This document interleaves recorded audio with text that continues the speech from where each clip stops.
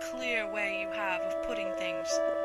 "It's a mineral, I think," said Alice.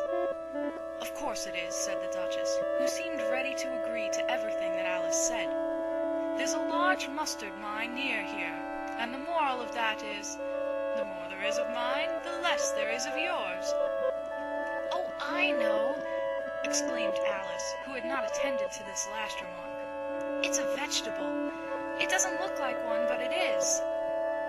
"I quite agree with you," said the Duchess, "and the moral of that is, be what you would seem to be.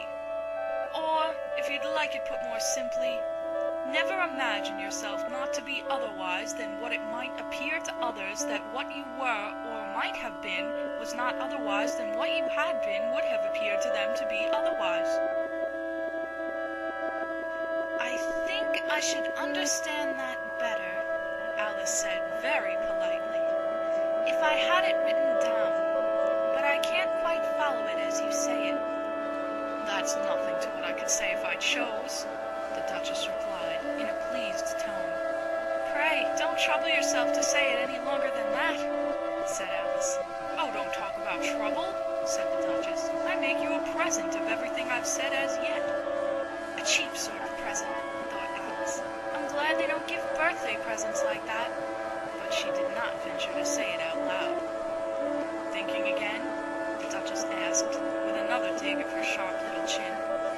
"I've a right to think," said Alice sharply, for she was beginning to feel a little worried. "Just about as much right," said the Duchess, "as pigs have to fly.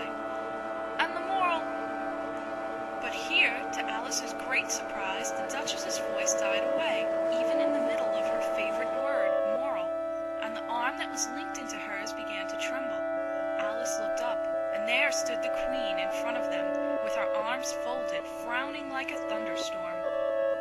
"A fine day, Your Majesty," the Duchess began in a low, weak voice. "Now I give you fair warning," shouted the Queen, stamping on the ground as she spoke. "Either you or your head must be off, and that in about half no time. Take your choice."